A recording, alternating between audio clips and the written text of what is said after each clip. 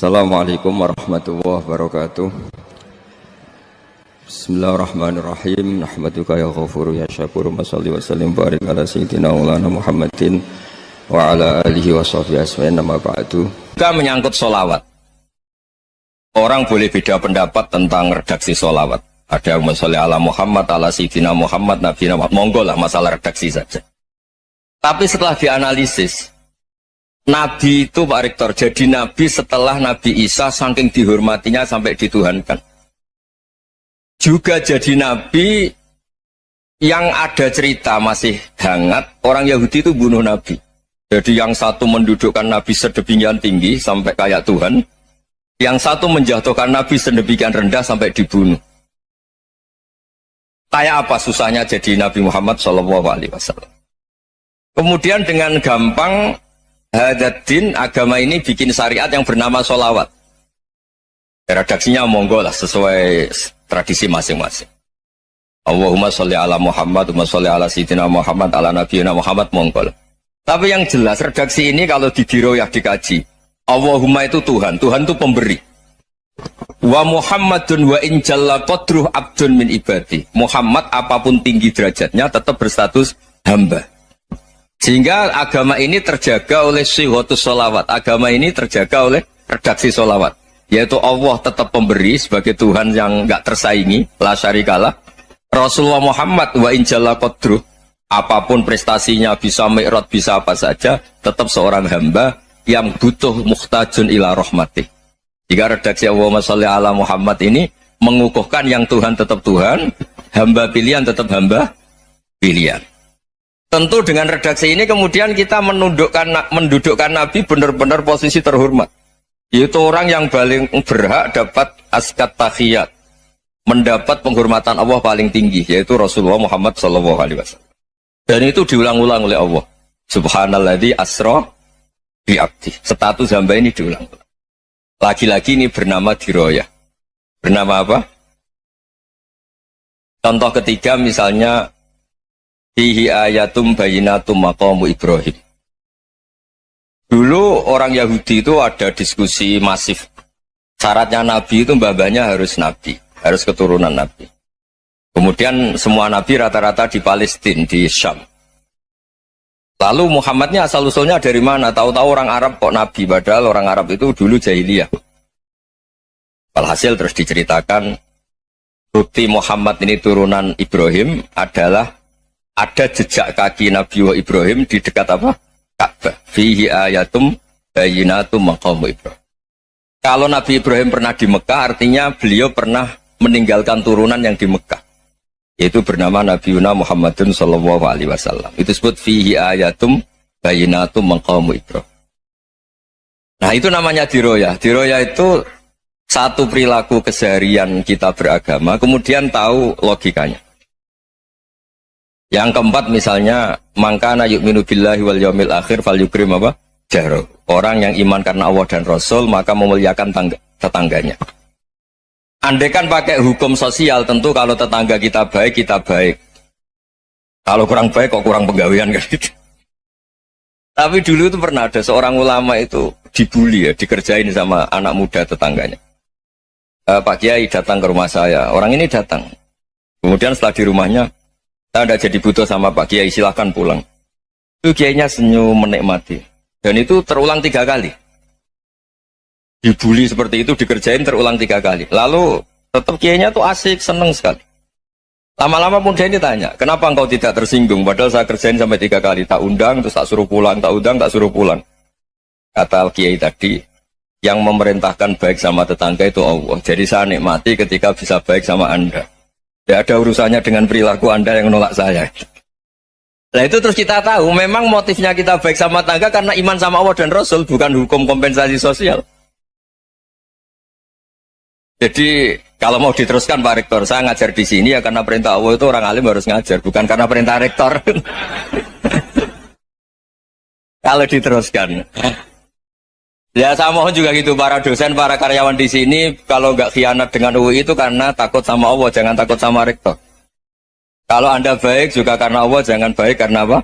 Rektor. Bagaimanapun ya semua kita ini makhluk. Makhluk itu la yadurru wa la yanfa'. Begitu juga melihat Indonesia. Melihat saya ini kan ikut di UI itu lama sekali, ikut sama Profesor Zeni, dari Profesor Zeni nulis tafsir. Mungkin Pak Hersoyo tahu banyak, dulu Pak Lutfi ya tahu banyak. Tapi saya memang nggak pernah terbuka karena ya memang nggak ingin sebenarnya. Kondisi ini kondisi darurat. Sehingga saya tahu cara berpikir Profesor Zaini, ya tahu komitmen beliau pada UI. Dan pendiri UI memang ya banyak yang dari tokoh NU, Muhammadiyah, dari tokoh-tokoh ormas yang lain memang didirikan banyak orang. Hingga UI memang nggak milik ormas apa tertentu. Dari satu sisi memang baik, nggak dikuasai ormas tertentu. Tapi nanti kalau keterusan ya nggak berbentuk. Ya sudahlah dikelola saja. Sambil-sambil jelas, sambil-sambil kadang nggak jelas, yang penting ikhlas tadi. Karena kalau terlalu asobia itu jadi repot. Kita ini yang nekuni fikih itu tahu, kalau tidak kuno itu mazhabnya Hanafi. Kuno itu mazhabnya Syafi'i. Tahu-tahu seakan-akan Imam Syafi'i itu NU, Imam Abu Hanifah itu Muhammadiyah. Padahal ini orang-orang yang sebelum NU dan apa? Muhammadiyah. Jadi kalau kita yang nekuni ilmu itu biasa saja dengan perbedaan. Tapi kalau orang-orang yang nggak siap dengan perbedaan itu sampai Allah disifati Ta'ala itu tidak terima. Padahal Ta'ala itu maknanya Maha Luhur, yang Maha Agung. Jadi ada seorang kiai kebetulan pidato pertama Pak Rektor. Assalamualaikum warahmatullahi ta'ala wabarakatuh. Di mubalik kedua ini nggak terima karena itu dianggap kita ada ta'ala. Hanya dia bilang Assalamualaikum warahmatullahi ta'ala wabarakatuh. Itu saking asobiahnya itu Allah ditambahi ta'ala itu tidak terima. Padahal ta'ala itu maknanya Maha Agung. Nah itu kan jadi repot kalau asobia gitu. Kalau kita ngadepi perbedaan itu biasa saja. Karena kita mungkin bacanya banyak, lihat hal-hal seperti itu ya biasa saja. Karena dulu itu perbedaan itu urusan sudut pandang. Ya saya ulang lagi, perbedaan itu sudut. Allah yang Tuhan saja sering didebat sama nabi-nabinya. Karena urusan sudut pandang apa? Saya beri contoh ya. Suatu saat Khalilur Rahman Ibrahim itu saatnya meninggal sama Allah, Israel disuruh. Itu Ibrahim saatnya meninggal, ambil nyawanya. Setelah datang ke Ibrahim, ya Khalilur Rahman Ibrahim, saya disuruh nyabut nyawa Anda. Itu Israel dipaksa mikir sama Ibrahim. Hal ra'aita khalilan yumitu khalilah. Kamu tahu orang yang mencintai kemudian bunuh yang dicintai. Itu logika agak benar. Akhirnya Israel kan gak biasa debat, kan gak dilatih debat, gak pernah ikut lomba UI debat ilmiah. Dia taunya nyambut nyawa aja. Kembali ke Allah. Ya Allah, kata Ibrahim, hal ra'aita khalilan yumitu khalilah. Masa kekasih bunuh yang dicintai ya. Tapi kata Allah santai. Bilang ke Ibrahim, hal ra'aita habiban yakrahu ayyalqa habibah. Masa katanya dia cinta saya, kemudian ketemu saya tidak berani. Israel mater lagi. Logikanya gini Ibrahim, masa yang dicintai sama yang ketemu yang dicintai nggak berani? Ya udah ketemu aja. Katanya yang meninggal itu. Artinya kamu bisa saja GR tidak mati-mati karena merasa dicintai, atau ingin mati karena mencintai. Nah maksud saya dalam hal-hal seperti ini orang UI pasti nggak jelas. Katanya cinta Allah suruh mati ya nggak mau. Nggak jelas kan? Dibilang nggak cinta juga nggak mau. Tadi dibilang cinta kalau ukurannya mati juga enggak mau. Nah, tapi dalam banyak hal enggak jelas itu penting Pak Rektor. Penting sekali. Buatan guyon. Saya beri contoh sekian ilmiah, enggak jelas itu penting. Rasulullah SAW itu dalam banyak hal itu disuruh Allah, memang disuruh supaya ngambil sikap seperti itu. Karena Allah itu punya otoritas penuh untuk bikin orang itu baik atau enggak baik. Wahsy itu yang membunuh Sayyid Hamzah, orang paling dicintai Nabi, di antara yang dicintai Nabi. Qatalahu Wahsyun, dibunuh oleh Wahsy. Nabi secara basarnya itu gak suka sama Wahsy. Sampai cara lahir ya ingin corong Jawa, ingin masuk nol. Tapi apa kata Allah? Laisa laka minal amri syai'un aw yatuba alaihim aw yu'adzibah. Itu tidak wilayah kamu Muhammad. Malah Wahsy dikasih tobat sama Allah. Khalid bin Walid, itu perang Uhud kalah, itu karena ide brilian Khalid bin Walid. Pas itu masih panglima kafir. Yaitu pura-pura kalah, ghanimah dilepas, sahabat turun, pasukannya naik, walhasil orang Islam kalah. Khalid bin Walid akhirnya juga masuk Islam. Orang yang secara basariah Nabi itu gak siap. Kebalikannya juga ada. Sa'labah itu orang sampai dapat gelar Hamamatul Masjid. Ini pas ngaji mesti ingat. Salah. Dia di masjid terus. setiap habis salam tuh lari karena istrinya nyuwun sewu masih berpakaian yang tidak pantas. Kenapa engkau terburu-buru pulang? Pakaian yang dipakai istri saya sekarang saya pakai. Ya pakaian sarung itu kayak Pak Rektor kan fleksibel. Ini khusus mau Ramadan, tidak akan sarungan terus, gak usah khawatir. Jadi ini tadi sudah perjanjian. Saya yang kiai celananan, beliau yang rektor pakai sarung. Jadi iya. Supaya itu barter madhab. Tapi hanya sekali ini aja, bukan. Jadi jangan diharapkan ini jadi tontonan terus-menerus. Dan ini barter madhab. Saya sama Profesor Kores juga sering gitu. Saya pakai sarung yang dihadiahi beliau pakai sarung yang dihadiahi saya. Memang itu tradisi Islam. Bahadau tahabu, kamu saling memberi hadiah maka kamu saling mencintai. Bukan riswah, bukan riswah. Walhasil terus Sa'labah ini buat saya didoakan Nabi supaya saya kaya, supaya tidak sering ganti-ganti pakaian seperti ini sama istri saya. Jangan-jangan kamu miskin itu lebih baik. Ngotot minta didoakan. Didoain Nabi kaya, terus lama-lama ninggal sholat, ninggal jamaah. Itu Allah belum tersinggung. Yang mulai Allah tersinggung itu kan saya sering fatwa di mana-mana, sering memberi saran. Mumpung kamu miskin itu sering sedekah, karena kalau sudah kaya itu tidak bisa. Saya memberi analogi gini. Kalau saya masih santri miskin, punya uang 100.000, diminta guru saya 50 tak kasihkan, padahal itu 50%. Punya 2 kambing kurus, diminta guru saya 1 pasti tak kasihkan, padahal itu 50%.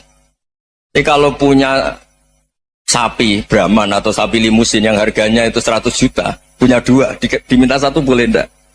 Enggak boleh. Saya punya motor butut 2, diminta teman saya 1 boleh, tapi kalau Davidson Harley itu enggak boleh itu. Nah, walhasil itu kalau kita miskin, misalnya kita zaman kuliah atau zaman mondok atau zaman apa saja, punya uang 100.000, narik temannya sampai 50.000 kan biasa. Tapi setelah 1 miliar, berani enggak kamu kasihkan 500 juta? Sama-sama 50%. Enggak kan? Nah Sa'labah gitu, ketika zakat masih per 40 kambing 1 kambing itu sebenarnya kan masih ringan. 41, 82. Kambingnya itu sudah mabenal jabalen. Barang dihitung zakat karena sudah ribuan, jumlahnya sampai 400 kambing. Banyak lah pokoknya. Terus kata Sa'labah, ini pemerasan.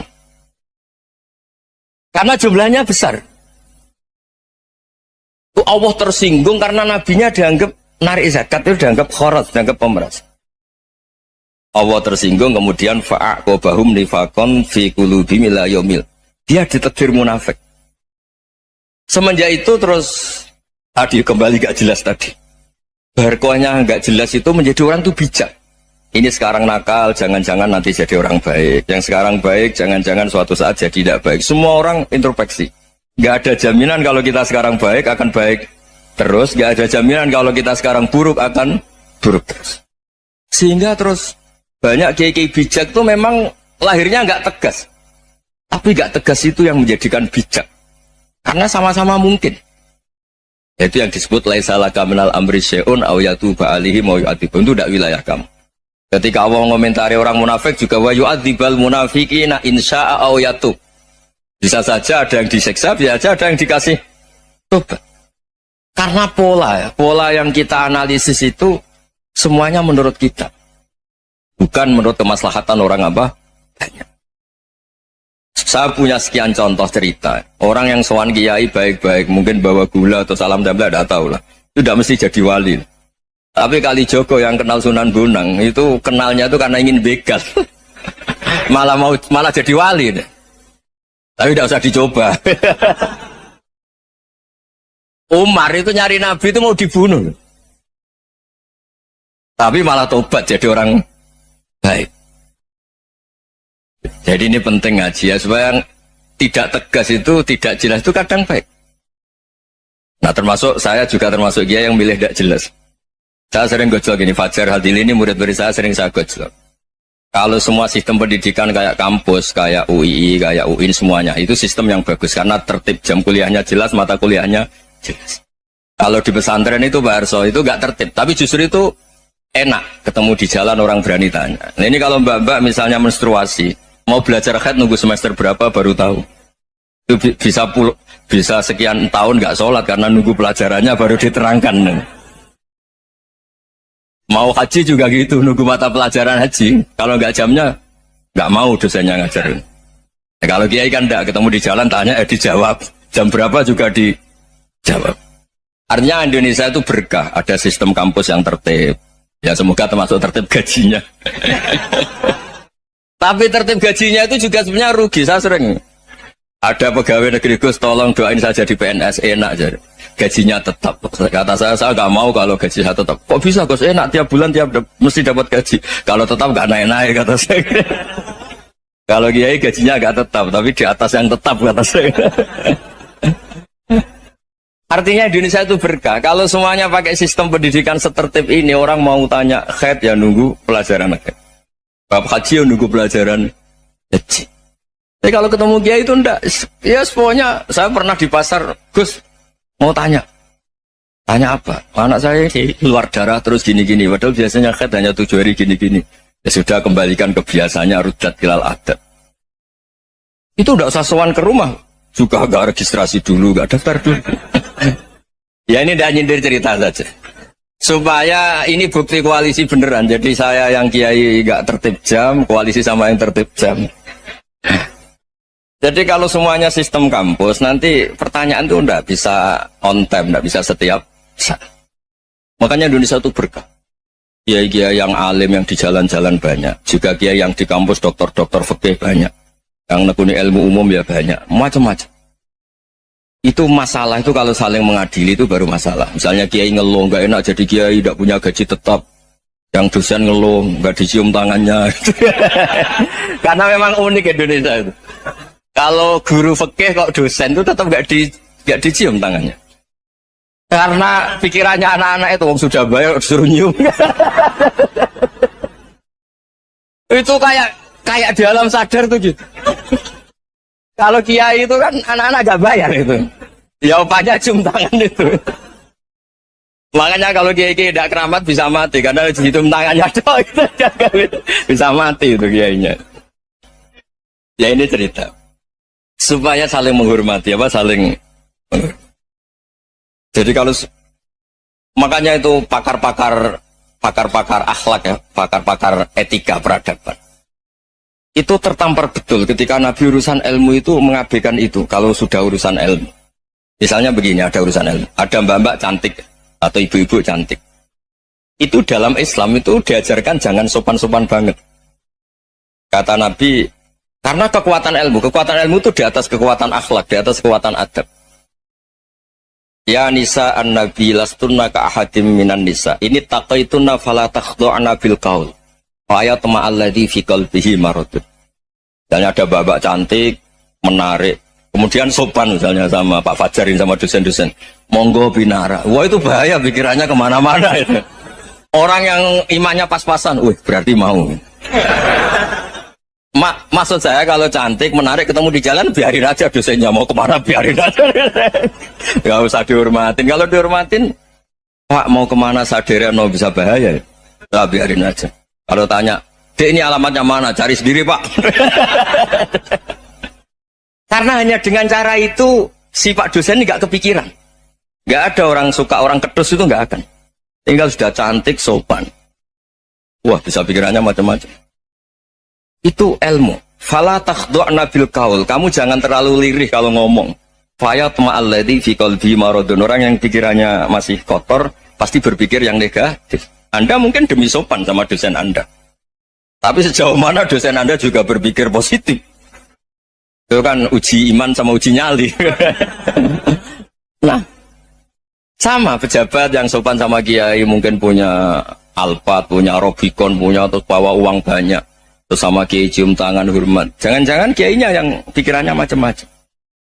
Ini berarti bisa jadi muhibbin potensial misalnya.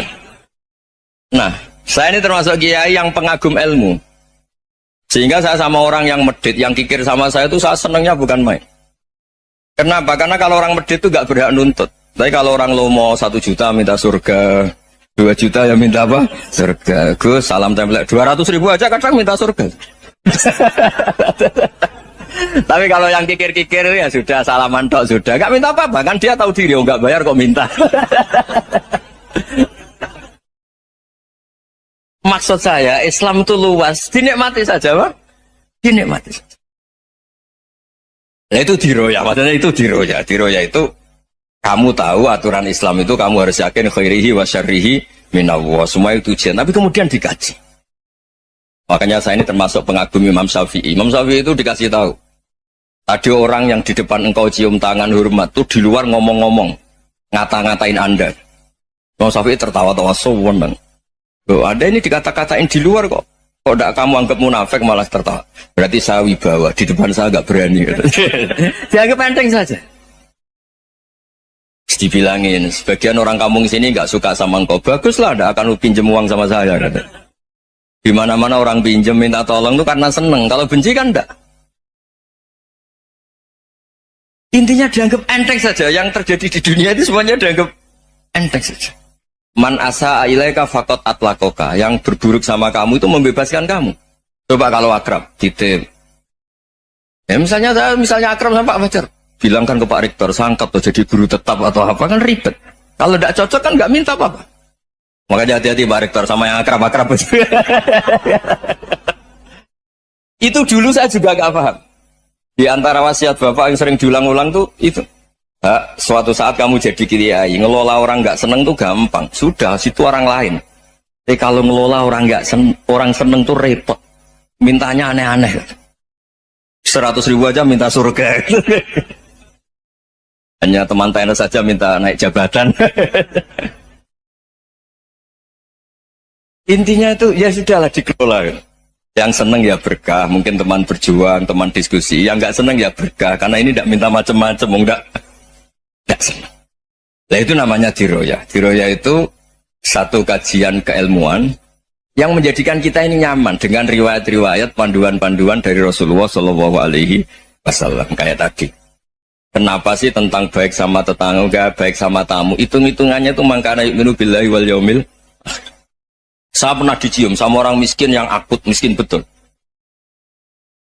Itu tak ajarin Anda ini lebih hebat ketimbang orang-orang kaya. Misalnya gini. Misalnya ada komunitas rektor atau kiai besar. Saya ini kata orang banyak termasuk kiai besar. Mungkin kalau pinjam uang itu karena mau beli mobil, aksesoris mobil, karena kita kiai top atau rektor atau orang-orang top. Kalau sesama orang miskin itu pinjem-pinjemannya itu urusan beras, itu urusan nyawa. Keren mana? Nyelamatkan nyawa sama aksesoris mobil. Nyawa. Jadi pahala kamu pasti lebih besar. Itu senengnya jadi orang miskin terus keterusan sampai sekarang. Itu, lo coba kalau menteri sama menteri, rektor sama rektor, kira-kira pinjamannya apa Pak Arso? Kan kalau mau beli mobil atau mau umroh VIP, pokoknya yang keren-keren. Kalau orang miskin pinjam karena apa? Makan kan? Beras kan?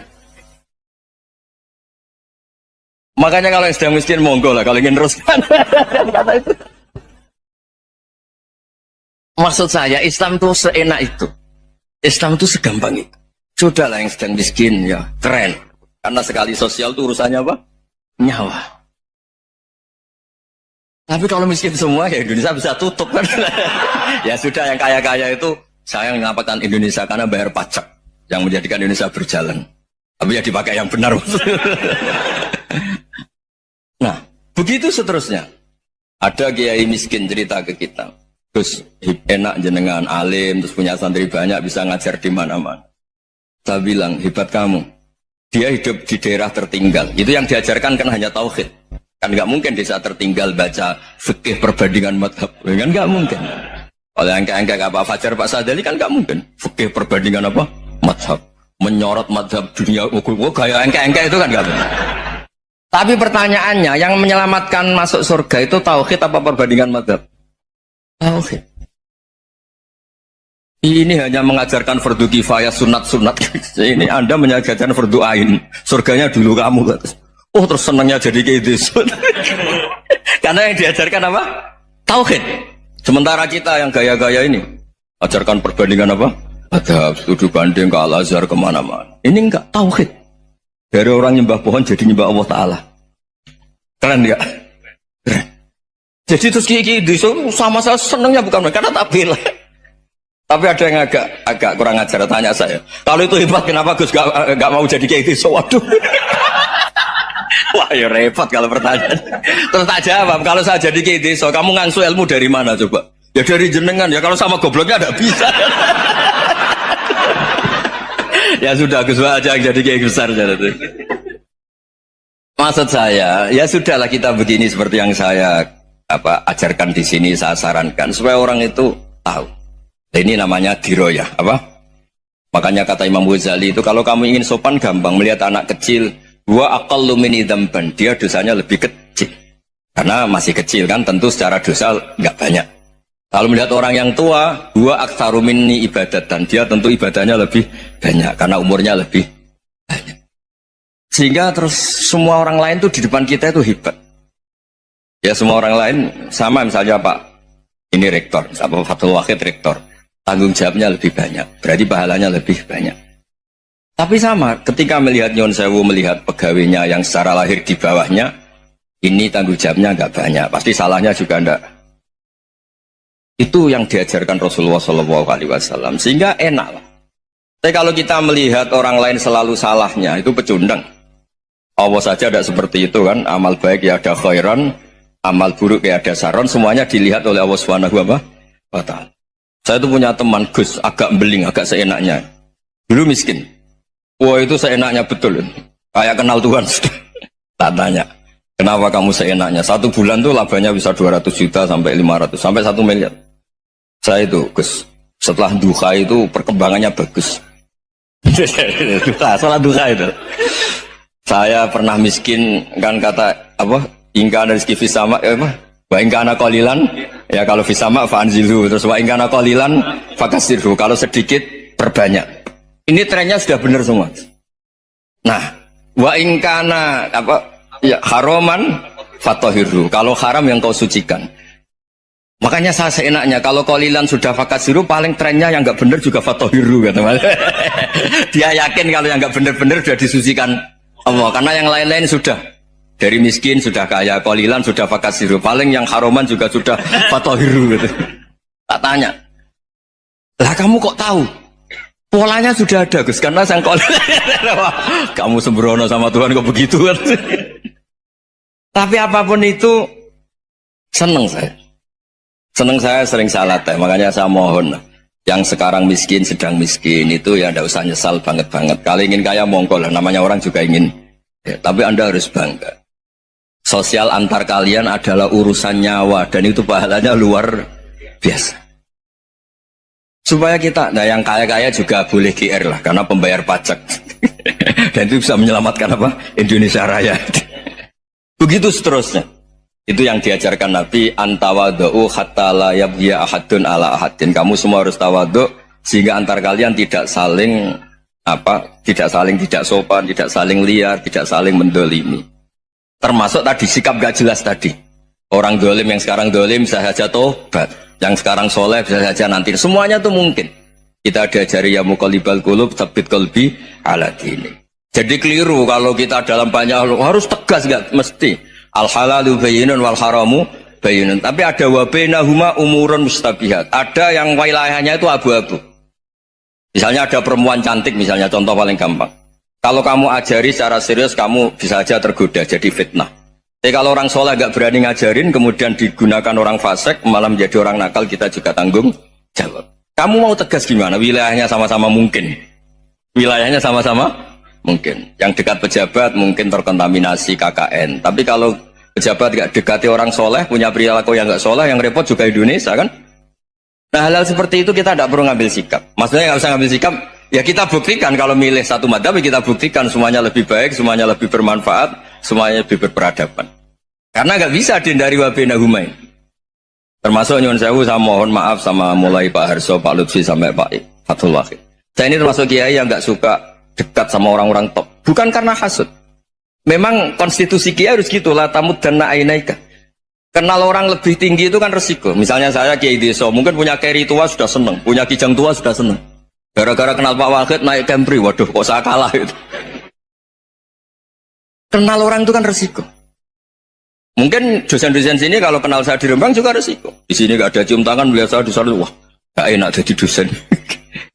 Jadi memang harus dibatasin. Sekiranya mungkin orang terus, karena la tamuddanna ainaika ila, kamu jangan sering melihat orang lain yang mungkin secara lahir dapat nikmat yang lebih tinggi timbang Anda. Kalau kamu nggak bisa ngelola hati Anda bisa hasut, Anda bisa dengki. Paling tidak Anda bisa ada syukur. Saya itu sering didolani pejabat. Juga sering melihat pejabat di TV-TV. Naik mobil aja ada yang naikkan. Bahkan kalau wudhu itu anduk aja ada yang bawa. Itu kalau yang nggak kuat, wih naik jadi pejabat. Ya makanya terus konstitusi Kiai itu mengatur, sudahlah, mata kamu itu kamu batasin. Jangan melihat sesuatu yang potensi ya, potensi menjadikan Anda tidak nopo syukur. Gara-gara Nabi Dawud itu terlalu nopo lugu. Kan masyhur itu ada seorang perempuan cewek diperkosa 3 tokoh. Kila 4, pokoknya 3 aja diperkosa 3 nopo tokoh. Bareng cawe wedok niku hamil, jadi gunjingan. Dilapor ning Nabi Dawud. Sebenarnya 3 orang ini tersangka, 3 orang tokoh ini tersangka karena disebut perempuan tadi. Misalnya yang merkosa aku si A, si B, si C. Bareng pas niku Nabi Sulaiman jek umur 13 tahun. Bareng neng mahkamah Nabi sinten Dawud dibenarkan napa wong lanang telu wae. Perkarane ora ngaku, ora ana bukti. Tetapi pangeran kersakno iku lucu. Wong telu mau terakhir malah muni ngene. Wah, paling diperkosa asu niku. Maksudnya paling sing merkosa napa asu. Barang Bali cawe itu tersiksa. Tersiksa terus napa jenenge Nabi Sulaiman ngendikan ngene. Andekan hakimnya saya, pasti keputusannya tidak seperti ini. Nabi Dawud dengar itu terus ya sudah kamu saja yang memutuskan. Akhirnya walhasil wong telu wau napa wong telu napa wong papat niku ditahan, diceluk oleh Nabi Sulaiman. Jaremu semerkosa asu. Iya, ngucan Sulaiman umur 13 tahun. Rupane biasune, kuwaget ana rupa. Abang wis dipisahno neh. Dadi gak bareng ditanya. Ya model polisi kan. Mestinya polisi sing model Sulaiman wong di. Diceluk neh sing sitok. Jare muni asune apa? Putih ya. Terakhir muni asune napa? Ireng. Bareng dikonfrontasi kan gak janjian dikonfrontasi, jawab sitok muni putih, sitok muni ireng. Sitok muni apa? Jare roh kabeh wong telu roh bareng, jare serentak roh bareng dadi seksi aja iku diperkosa asu. Jare roh serentak bareng diperkosa asu kok wong telu muni asune, sitok muni abang, sitok muni putih, sitok muni napa? Ireng. Akhirnya ketok goroe terus dihukum.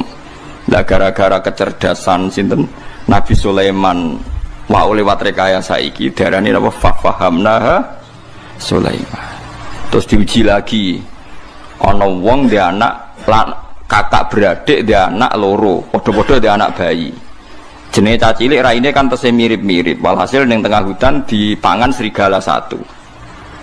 Terus sing Mbak Yune iku sajane anak sing dipangan wae adike. Tapi walhasil adike iku ngotot pokoke iku anakku sing slamet tuh. Sing dipangan iku anake jenengan. Wes lapor Nabi Dawud itu modelnya lugu. Ngerseng aku ya sanaem. Barang Nabi Sulaiman ya gremeng senengane. Mulane gremeng ya oleh. Keputusan kok ngono. Cara aku hakime ndak seperti itu. Nabi Dawud tapi demokratis. Ya ndak apa-apa kamu saja yang memutuskan. Masyhur terus Nabi Sulaiman ngutus saiki mboke loro anake sitok dibagi ae diketok. Kono ngetok mbek Nabi Sulaiman, ya dramatis ana pengawal kon njupuk pisau ketok dibagi loro. Ternyata sing adike mau gak nangis blas, sing Mbak Yunen nangis tenan. Huwalah, ya wis pancen iku anek adik kula mun ketok pancen kula salah. Bareng delok adike gak nangis terus dikekno Mbak Yunen. Ora ana mbok anake diketok gak nangis. Nek ora mbok elek. Akhirnya dikekno Mbak Yunen mergo sing nangis. Mergo seorang ibu pasti gak ridho anaknya diketok. Adiknya tenang ya pas anaknya diketok. Paling pikiran orang anakku wae ketok Allah. Paham sih kalau maksudnya. Artinya Sulaiman duwe akal, atau direkayasa cara bahasa saniki supaya ketok asline di sing seorang ibu, di sing enggak seorang ibu. Itu disebut nama fahamnaha Sulaiman. Sulaiman itu yang cerdas tenan. Dari itu terus kecerdasannya itu kegawa nganti tua, tapi terus tua-tua nganti urusan wong wedok barang masyhur. Jadi Ratu Bilqis itu terkenal ayu banget. Tapi Tapi jin-jin iku mantel. Sulaiman wis bojone akeh. Ana wong ayu penguasa Yaman. Bilqis. Kabeh dirabi pisan, cek ora ngajari Sulaiman, kabeh wong apa dirabi. Akhirnya Bilqis iku jin iku ngekeki hembusan fitnah nak Bilqis iku wayu tapi sikile kaya napa jaran. Kaya jaran iku maksude ana napa? Ana ulune. Elek pokoke ana ulune. Wayu tapi sikile ana ulune. Sulaiman ra kurang akal. Bilqis itu yang aman, Sulaiman gitu yang Timur Tengah, ora Sulaiman terus Bilqis boko. Wantem kromo ae dari Ratu Bilqis iku boko dipindah teng Borobudur. Ke Sulaiman ku Solomon, Sulaiman ku Sulaiman. Terus Bilqis iku boko, terus Wonosobo iku Sabak. Wah matane wong. Kalau kadang ditakoki tiyang, buku ngoten niku sepundi Gus? Yo hukume wong nganggur. Ya kok payu. Ya wis keben rezekine wong sing ayu. Penak Sulaiman niku Sulaiman, Wonosobo iku Sabak. Boko iku Bilqis. Nak Borobudur berarti iku. Sing Arsu Sulaiman ya. Semacam-macam dunia. Akhirnya Sulaiman itu pinter. Waduh ayune ngono sampai dirabis ditalokno kok. Napa? Kok sikile napa? Sulaiman terus ora nabi yo beling, tapi nabi derene beling kan ra oleh. Wah, akhirnya dekne gawe istana sangka min Zabarjat. Innaha sarhum mumarradum min qawari. Kokoco. Kocone ngisore banyu. Dekne lungguh ning istana, terus Bilqis diceluk. Tapi aja tiru. Orang diceluk spontan Bilqis mergo ngerti koyok-koyok banyu. Terus sikile dicincing. Ngerti jebule wahyu, resik gak ana napa rambute. Wah, wong aja khusuk temen. Ya sing ngono critane Nabi ana ngono bareng, guys. Ya aja mbok tiru, tapi kaya aja gedeng wong sing lagi cek ngono. Ya ora kena dijelasno, wis pokoke ngono. Wah, akhirnya Sulaiman mangkel, lucu pula ayo, ya mau perkara jin itu mangkel, kabeh apa dirabi. Lah nak zaman riyen ora ana syariat maksimal napa papat. Mulane Sayyid Zabidi tau cerita, wong yo kudu ana cerdas. Mergo riyen ana raja ganteng sugih, senengane rabi cah prawan wayu. Nggih senengane rabi prawan napa ayu. Rata-rata yo gelem. Mergo raja napa sugih, ganteng ya. Bareng ana cah desa pacaran sing critakno Sayyid Zabidi sing nyare Ihya. Ono cah wayu kampunge dekne seweneng jebule dibidik. Raja waduh kurang ajar saingan nak kalah. Bareng rajane teko golek wong ayu dhisik raja. Yo men era Islam, pun era Bani Islam. Takoki pemuda. Cara kowe piye cah wedok iku? Maksudnya takok kelakuane piye, tau digendhak wong ta ora ngene-ngene. Raja iku ben prawan yo steril yo ora tau digendhak wong, kurang ajar. Jawabe canom iku ya ora apa-apa jenengan rabi, tapi wa inni qad raaitu annahu qad qabbalaha rajulun. Tapi aku bersaksi tenan cah iku tau diambung wong lanang. Oh, raja dhisik kan rajane wong saleh, cuma seneng rabi. Ya ana sing dinggo maksudnya. Kowe kan saleh ora ana sing dinggo, niku saleh ana sing dinggo. Gak sida dirabi. Suatu saat dirabi canom iku. Warani barang wong kok ora duwe ghira, maksudnya wong kok ora duwe harga diri. Wong tau dirambung wong lanang kok gelem apa? Dirabi. Wong lanang bapake piyambak. Innahu abah. Sing muni wong lanang liya sapa? Pokoke tau diambung wong lanang. Jare raja iku kerang ngaji.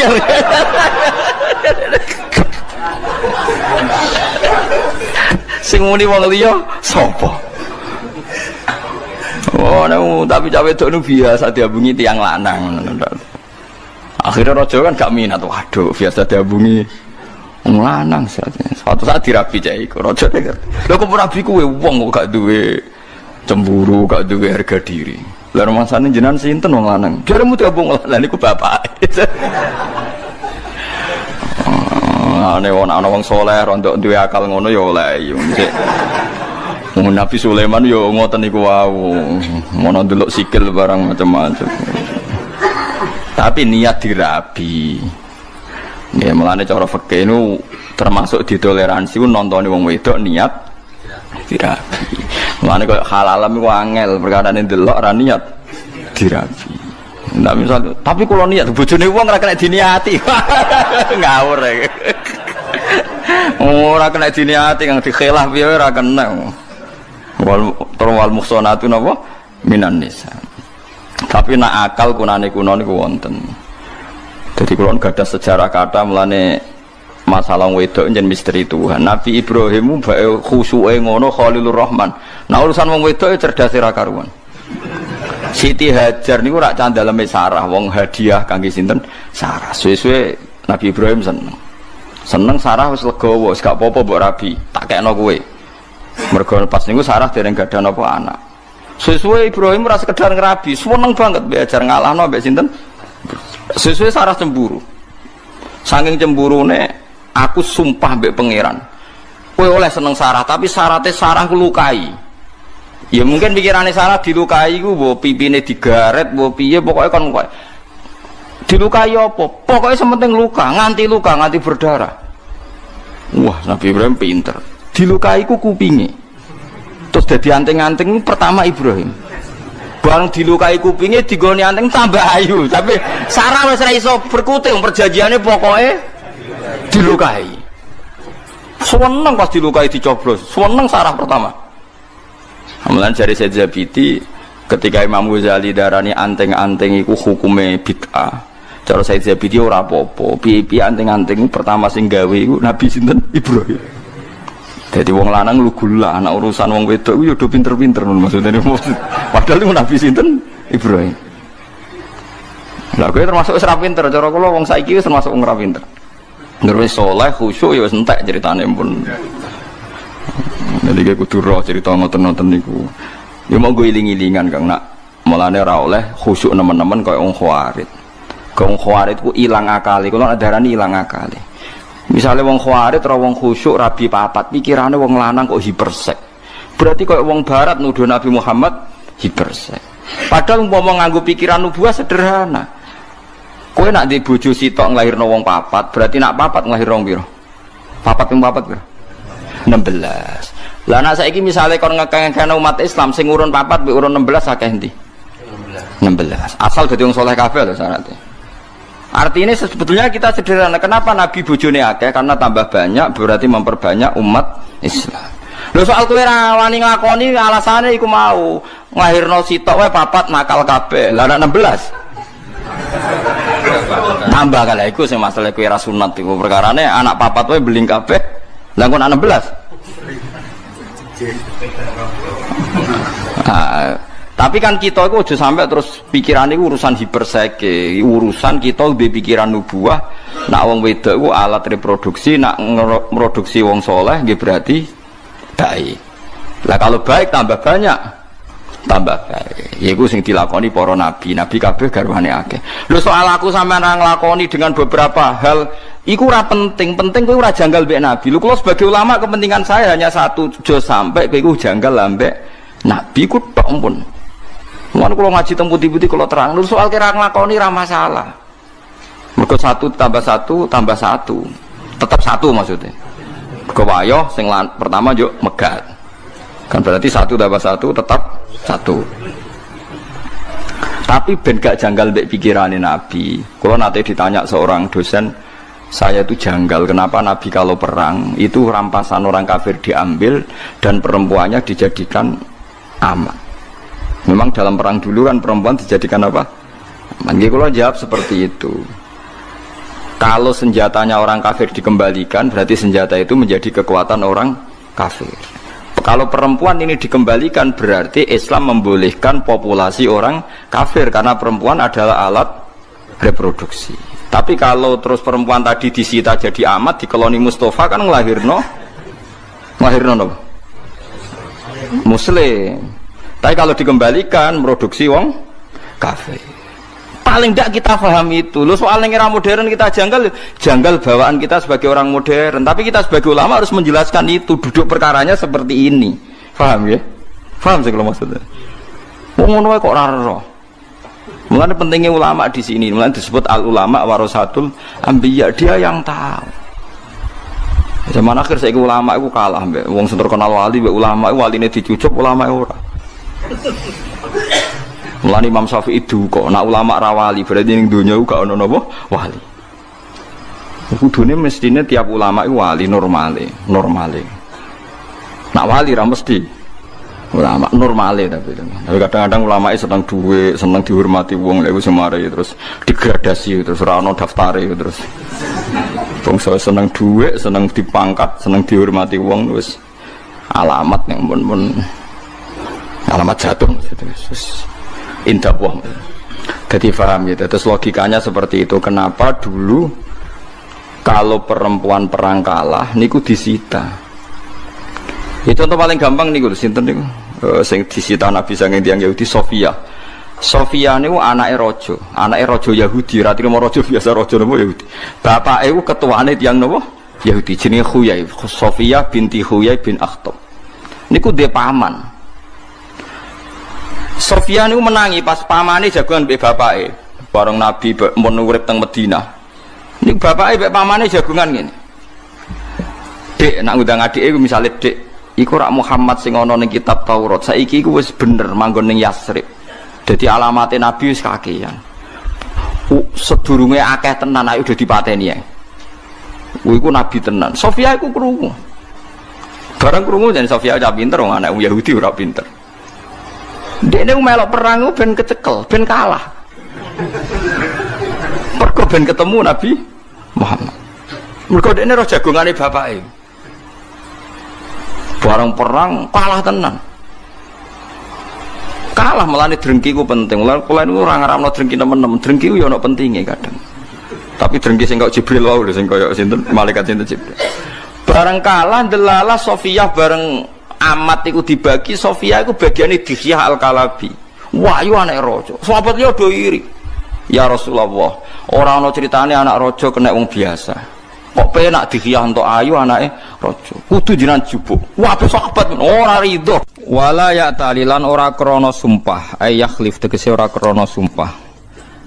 Ora krana sumpah serapah sapa ulul fadli, sapa wong kang duweni kelebihan.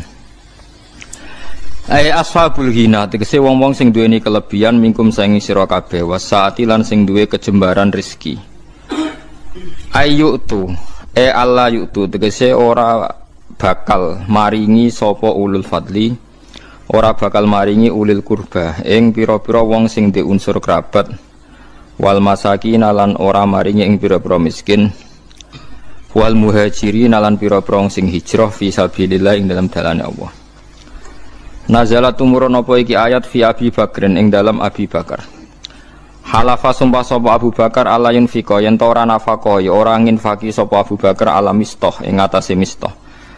Mistah niku jeneng lanang. Wa te Mistah iku ibnu kholatihi. Anake bulike Abu Bakar. Miskinun te Mistah ya miskin, muhajirun tur wong sing hijrah. Badawiyun tur wong beduwi, badriyun tur wong sing nyaksekno perang Badar, badriyun tur wong sing nyaksekno perang Badar. Mergane apa ka Abu Bakar sumpah ora bakal ngekei lama khodo sumangsane ikut terlibat napa cara wong Jawa slurup maksudnya melok-melok sapa Mistah fil ifki ing dalam masalah gosip zina niku. Badha angkana sausi ento ana sapa Abu Bakar yunfiku iku ngekei infak sapa Abu Bakar alaihi ngatasi Mistah. Lawana suntai pira-pira manusa minas sahabati sang sahabat. Iku yo aksamu padha sumpah sapa nas Allah ya tasaddaku. Yen ta ora padha sedekah sapa nasun ala man ing ngatasi wong takalama kang ngomong sapa man bisaen klan perkara minal ifki saking peristiwa ifkun. Ifkun wingi to tuduhan zina ning. Wal yafulan becik nyepura sapa ngake wal yasfahulan becik saling memaafkan sapa ngake anhum saking kabeh fidzalika ing dalem masalah ifki. Ala tuhibuna ana ta ora seneng sira kabeh ayo firento nyepura sapa Allah lakum maring sira kabeh. Wa Allahu ta'ala ghafurun akeh nyepurane rahimun akeh welase lil mukminina bareng pira-pira mukmin. Kala dawuh sapa Abu Bakrin sapa Abu Bakar bala ya. Ana uta ingsun niku uhibu seneng sapa ingsun ayo firento nyepura sapa Allah limaring ingsun. Wa raja'alan bali sapa Abu Bakar ila Mistah maring Mistah ma ing perkara kana kang ana sapa Bakar yunfiku nafaqoi sapa Abu Bakar ing ma alaihi ing atase Mistah. Terus ayat niki saya sangat nggih pelajaran nggih kula jenengan sedanten. Seorang bapak sak pinter-pintere Abu Bakar sak soleh-soleh tetap tersinggung ketika Sayyidah Aisyah dituduh zina. Meskipun setelah Sayyidah Aisyah dibebasno Allah bahwa itu tidak mungkin dan jelas-jelas Allah mesti bener bahwa Aisyah tidak mungkin zina. Abu Bakar dendam ning gone tiang-tiang sing ikut menggosipkan. Termasuk sing derek gosip nu Mistah. Mistah itu misanane Abu Bakar, anake bulik berarti misanan melarat, tahu melok perang Badar. Dan niku riyen donatur tetape nu sinten Abu Bakar. Gara-gara gosipno putrine terus Abu Bakar sumpah ora bakal sedekah ning sinten Mistah. Ya nek cara kula Abu Bakar nggih bener. Wong anake digosipno ora dendam yo bapak elek tenan. Paham nggih? Ya tapi Allah sebagai pangeran nuruti Abu Bakar yo keliru. Allah biasa ngongkon apik ya ngongkon apik terus. Najan to ana wong dendam pah-pah nggih ben tetep kon apik. Lah niku paling angel ya. Terus niki ayat niki kula seneng sangat. Mulane ini peringatan nggih kangge para kiai. Terus kita meskipun kecewa mbek santri kok aja sampai terus sumpah gak mulang. Kok sedekahe kiai yo mulang iku. Nah, nganti sumpah ra mulang yo repot. Dadi ngeneng yo oleh, didik yo oleh tapi aja terus ndadekno ora ngamal apik. Mulane wonten ayat wala taj'alu waha urdatal li aymanikum antabarru. Jangan sampai Allah kamu jadikan satu penghalang untuk melakukan kebaikan. Hanya Anda karena kadung pernah meminjam nama nopo Allah. Di misale demi Allah aku ora bakal ngomongi wong iku. Pas ape rukun eling, wis kadung sumpah ya. Nak damai rak melanggar sumpahku. Itu jangan sampai jadikan Allah sebagai urdutan, sebagai problem atau halangan untuk Anda melakukan kebaikan. Difaham ya? Niki memang ayat luar biasa. Tetes Abu Bakar sebagai seorang bapak nggih dendam Aisyah digosipno. Dan itu sah. Cara kula normale bapak nggih ngoten niku. Nggih normale bapak nggih derek dendam sama orang yang menyakiti putrinya. Tapi normale hukume Allah benten. Hukume Allah ngutus Abu Bakar wong mampu biasa istiqomah donasi bantu Mistah ya kudu bantu terus senajan to atine gelo mergo Mistah nderek gosipno sinten Sayyidah Aisyah. Niku hukume pangeran paling angel, cocok ra cocok nek perintah Allah kudu nglakoni. Lah nek gelo mbok turuti ra ono wong apik ning donya. Kowe ya biasa to gelo mbek kanca, mbek dulur, mbek bojo. Terus kowe ape ra bojo-bojonan mergo gelo. Loro kan guyu ora siap den. Masuk dekne cah elek lah ra siap, ra payu rabi ora siap. Gelo mbek kanca terus ra kanca-kanconan. Sekabe kancanan mbek apa? Ora iso. Mulane Nabi Musa nate tanglet nang pangeran. Kula nate maos niki teng Ihya teng kitab Khilyatul Auliya beberapa kitab. Nabi Musa ku sanggeng mangkel mbek Bani Israil. Nggih kebijakan apa wae kok diklirokno, mangkel nen. Mangkel terus ya Allah kula niki pun kekasih jenengan. Tapi wong Bani Israil sing iman lho niki sing gosipno sing iman, mboten kok sing tiyang kafir, sing iman. Nek sing wong kafir karuan musuh jelas. Sing iman. Ya Allah, kali ini saya minta satu hal. Supaya cangkeme Bani Israil mboten elek teng kula. Ben kula niku nyaman mbek wong-wong Bani Israil sing iman mbek kula. Jawabe Allah sepundi? Ya Musa, hadza syai'un lam astafihi li nafsi, fa kaifa asna'uhu bika. Menadek kowe sasa, aku wae sing pangeran, sing maringi rezeki, sing ngekeki nyawa wae dikomentari ra enak. Apa meneh ke trimo nabi. Jadi pangeran ternyata yo krasa juga. Lucu. Oleh nase. La ya dadi hada syai'un lam astafihi li nafsi, fa kaifa asna'uhu bika. Lha aku sing pangerane dikomentari ora ya. Nek wong aku pangeran ja'alahu linaddan. Niddan maksudnya aku itu dianggap padha mbek Isa, padha mbek makhluk. Ora ayo gelakno aku sing maringi rezeki aku. Tapi aku dianggap duwe napa rivalitas. Akhirnya Nabi Musa menang. Ya wis ra iso. Mulane wong juga aja nuruti gelo. Kalau nuruti gelo ya gelo. Nuruti gelo ya, mbek bojo, mbek kanca, mbek santri nuruti gelo ya gelo, tapi syariat Allah ora iso mbok kalahno mbek napa? Gelo. Abu Bakar sing sahabat pilihan mawon ketika gelo mbek Mistah padahal gelane serius, anak dituduh zina itu kan gelane kaya apa. Padahal garwane Nabi wis anak garwane Nabi dituduh zina. Lah kowe trimo kiai dituduh mangan ndek masjid kok gelo biasa. Selain ya kemungkinan bener. Biasa. Apa meneh ana kemungkinan apa? Bener, malah kudu meneng. Wong sing karuan salah wae kon ikhlas. Dadi tuduhan karuan salah wae kita kon ikhlas. Wong sing kemungkinan bener. Terus meneng ae, paham gitu. Dadi mulane ciri utama wong apik wal kadiminal ghaidha ngempet apa emosi. Mulane ausini ya Rasulullah kula jenengan kandhani jare Nabi la takhdab jumring-muringan jeng ya. Balik tambah ya Rasulullah la takhdab ya. Sampai farad dadamiroron faqala la takhdab. Sowan bolak-balik nasihate mbok sitokin la takhdab. Aja gampang muring wadal ora duwe dhuwit, utang akeh, bojo ra ikhlas, bojo ra syukur. Ku ape ra ngamuk iku piye? Tapi Nabi ngandani napa? La takhdab, aja muring-muring. Kau nak kira muring-muring, kaya apa kecewane bojo, kaya tetep di bojo. Tapi nak kira muring-muring megat, malah taqabbal wa minna minkum taqabbal. Ya karim. Dieling-eling dadi gelo kecewa niku wis gawanane kumpul manusa.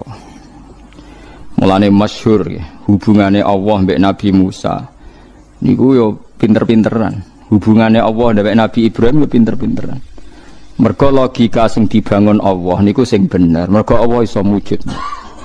Kula baleni malih tak warai carane dadi wali liwat ilmu. Dadi kekasih pangeran liwat ilmu. Disebut kul falillahil hujjatul baligh. Allah di hujjah sing mesti menangi. Nabi Ibrahim Khalilur Rahman kekasih pangeran, tapi kadang nggih logika iku ya ana salahe. Senajan to sing berhak nyalahno namung Allah Subhanahu wa taala. Suatu saat Nabi Ibrahim diparani malakul maut, malaikat mati. Kowe roh jenenge mati, dijupuk nyawane lho kan jenenge apa? Mati. Sadis lho ora, dijupuk nyawa sadis. Sadis.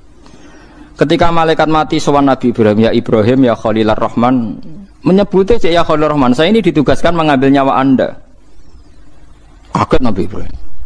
Wa hal taral Khalil yaqbidu ruha Khalili.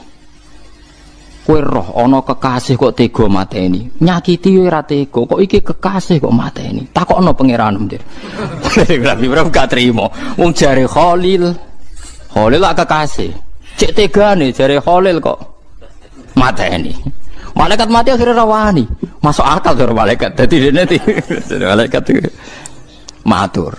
Ya Allah, kata Khaliluka Ibrahim, kata kekasih engkau mosok ana Khalil yakbidu ruhan wa Khalil. Pangeran ra kalah pinter, pangeran kok diwarai. Jawabe pangeran lucu. Takono Ibrahim, wa hal yakunul Khalil yakrahu liqa Khalili. Ana tah kekasih sing ra siap ketemu sing dikekasih. Akhirnya Nabi Ibrahim dikandani buka-buka. Yo saiki lah benang ketemu. Manusa iku Nabi Ibrahim wis Khalilur Rahman lho cek salah. Nak jenenge hubungan mbek Allah Subhanahu wa taala. Jadi hubungan mbek Allah ora kena ditebak. Kadang dendam demi anak dibenerno. Kadang disalahno. Wis macam-macam. Ya kadang dibenerno. Contohnya kayak Rasulullah ngendikan Fatimatu batatum minni faman adzaha faqat adzani. Fatimah bagian sangka aku sing nglarani Fatimah. Larane dibenerno mbek Allah. Ya orang kita tidak pernah tahu Allah pakai ukuran apa, kita tidak pernah tahu. Banyak genera pangeran. Sebenarnya wong kon istighfar aku kudu min astaghfirullah, pokoke ngrasa sing iso nyepuro namung Allah Subhanahu wa taala. Ya'lamu annahu la yaghfiru dzunuba illa anta. Kadang klirune tiyang-tiyang nak ngijazahi jumlah istighfar sakmene ping 70 ping 100. Jumlah itu tidak penting. Nenggone hadis-hadis sahih sing dipentingno Allah malah wong iku tahu diri nak sing iso nyepuro namung Allah. Paham nggih? Ora kok jumlah istighfar. Karena kita pakai logika apa saja itu salah. Nggih wae Nabi Musa wae salah. Jadi paham nggih? Terus koyo dendame Abu Bakar ning Mistah sebagai seorang bapak itu benar, tapi disalahno pangeran aja ngono. Mosok bapak kowe dendam terus ora sedekah. Mulane wonten ulama riyen nganti ada 2 ulama ini cerita teng I'anatul Thalibin. Bapake ku alim, anake alim. Suatu saat neng-nengan terus anake ra dikirimi. Nggih paham ya, anake ora dikirimi. Anake nyurati. Pak neng-nengan iku oleh, tapi menghentikan kiriman ora oleh. Terus ditulis ayat wala ya'tali ulul fadli minkum wasati. Bapaknya kalah kira jebule ngalim kowe. Tapi tetep tak eneng. Dadi artine kowe tetep tak weseli tapi tetep tak eneng. Kalah bapaknya. Dadi ngeneng oleh tapi sedekah kudu jalan. Ora oleh sedekah leren. Wong apik kok mbok lereni. Paham, dadi pangeran ora kena ditebak. Mulane Nabi Ibrahim ngono tah kekasih kok mateni kekasih kowe tumuk malaikat mati itu masuk akal. Bareng matur pangeran jebule pangeran dilawan. Jawab pangeran ono tah kekasih tapi ora siap ketemu kekasih. Akhirnya Nabi Ibrahim dari dawuh yo saiki gak apa-apa mati. Lah kowe iku munamuni kekasih ya pangeran. Lah iki maksudnya nyindir. Kowe disindir ora krasa anggap cerita wae dadi kowe munamuni kekasih ya pangeran tapi nak mati siap kan? Wah gue yodor gak jelas ya dikasih. Kenapa ora siap? Wedi neraka ya. Gak terus sampean ditakoki pangeran. Siap mati ta ora? Oke. Ora siap to? Iya ora siap. Tapi nak takoki siap dadi kekasih Allah? Siap. Lah ngono ora pecundang kuwi. Lah iya siap dadi kekasih Allah? Siap ketemu. Angel ngajari wong-wong ini angel. Saya pangeran, pangeran itu sih. Anu kulon seneng, sinaun kulon seneng. Bukan karena saya ingin diarani alim alamah mboten, guling-gilingan betapa agama ini harus dikawal oleh sekian variasi ilmu. Kulo baleni malih. Kulo nu sering sowan teng pangeran, sering sumpah. Kulo sinau kathah Gusti ora kok ben darane alim mboten. Kulo ora usah nang darane alim ora ono pengaruhe, tetep alim. Tetep alim. Didarani cek ora tetep alim. Tapi masalah ini ku mboten niku nak kadang wong kan kepen darane alim. Nak kulo ora ono pengaruhe. Tetep alim, maksudnya ora ono sing darani lah tetep alim. Mergi kulo nak ngaku ora alim ku malah sombong. Terus neng ini kitab Ithaf Sarai Ihya. Ono wong kok ngaku ora alim padahal dekne alim malah sombong. Mergo Allah iku az-zahir. Allah iku begitu jelas. Hukume Allah bener ya begitu jelas. Nah Allah wis mulang kok kowe muni ra paham, iku sombong. Wong barange jelas kok kowe muni ora paham. Lah paham utawa ngerti jenenge alim. Wong sing napa? Ngerti. Mulane falam ma tabayyana lahu qala a'lamu anna wa ala kulli syai'in qadir. Padahal paling jelas ning donya iku sifate Allah. Mulane koyo ruhin ya alim, mergo ngerti kebenaran. Lho soal rapati tahqiq misalnya rapati soal musing detail-detail koyo faraid, hakul auliya bitasus urutane terus lali. Nunuk-nunuk sithik ora apa-apa iku jenenge kekurangane napa manusa. Jadi kula baleni nggih, ya tanazzalul amru bainahunna li ta'lamu anna Allaha ala kulli syai'in qadir. Jadi urusan ning donya ku variasi li ta'lamu ben kowe ngerti. Ngerti iku bahasa Arab napa? Alim. Jadi kowe aja sampe sampean takoki pangeran. Kowe ngerti kekuasaanku mboten Gusti. Kowe ngerti rahmatku mboten Gusti. Kowe ngerti kasih sayangku mboten. Neraka kowe. Dek takoki pangeran jawab ngerti. Kowe ngerti rahmat wong ngertos sanget. Wong edan mboten ngertos rahmate jenengan. Kowe ngerti sifat rahimku, wong ngertos banget mboten ngerti edan swarga. Ada kowe muni duka, wong kula tiyang bodoh mboten ngertos neraka. Lah kalau adat Jawa itu walian sing munamuni ra ro iku sing sopan. Lha aku sing ora melok-melok adat iku paham gitu. Terus niku sing melok-melok. Tapi yo pantes-pantesan ngomong ngono iku pantes-pantesan. Sing ngomong rugen iku wong darani sombong. Ya ngono tepak-tepakan dadi. Dadi paham gitu. Terus kula suwun, kula nu sinau kathah niku tujuan kula namung setunggal ben ngerti variasi sifate Allah. Mergo tebak-tebakan kula kan gadah kitab Khilyatul Auliya niku 12 juz. Kitab Hilyatul Auliya saya beli itu gara-gara Imam Ghazali yang terkenal itu. Itu di akhir karangan Ihya. Beliau berfatwa wa 'alaika bil muwadzafah ala kitabil Hilyah. Kamu harus sering baca kitab Hilyah. Akhirnya tak golek. Ning Indonesia wono ora, pokoke tak golek akhirnya entuk.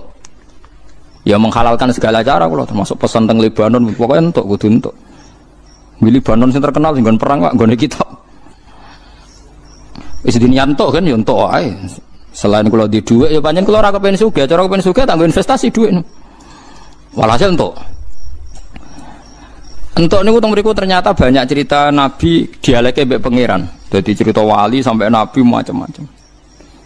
Nah, termasuk dialeknya Nabi Ibrahim, Nabi Musa, Nabi macam-macam. Bisa saya lucu kalau mau dialeknya lucu-lucu. Termasuk sing paling kula kudu guyu gitu.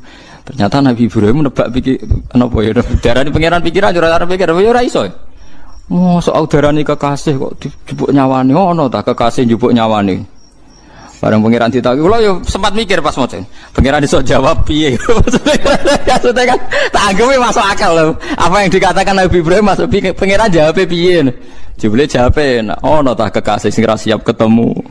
Kasih. Jadi itu dialek.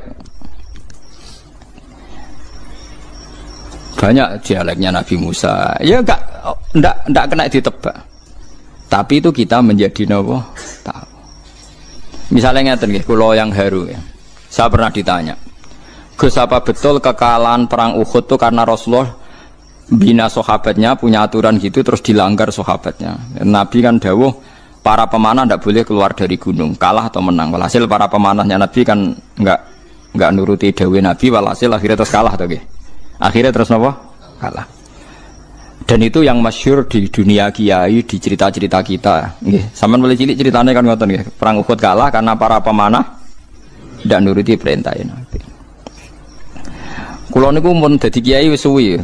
Pas kula nak rebuk mulang alumnine bapak teng dalem tiap rebun. Baik kula ngaji jalalan nggih bolak-balik, khatam nggih bolak-balik, tapi tiap ngaji di pikiran anyar, tangan-tangan. Akhirnya kan ayat itu kan istus'iduna wala taluna ala ahadi war rasul yad'ukum fi ukhrakum sak teruse. Suwe-suwe kan walaqad afawwahu anhum, terus pangeran nyepuro. Tangan-tangan.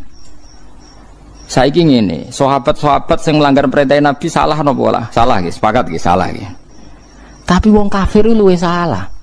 Apa alasane pangeran? Alasane sahabat sing salah kok terus menang wong kafir? Wong kafir luwih salah wong dosane. Dosane kafir, paham ya? Lho langge, sahabat itu salah mergo melanggar perintah Nabi. Kok terus wong kafir dimenang wong kafir luwih salah wong dosane? Kafir. Paham sih kalau maksud? Mulane tenan. Tenan nak teori kula niku bener, ternyata Allah sangat mencintai orang mukmin yang sekalipun salah. Iki peringatan kanggo LSM sing ruweh pro LSM. Misale wong Islam salah, perkarane nata ekonomi salah, atau korupsi salah.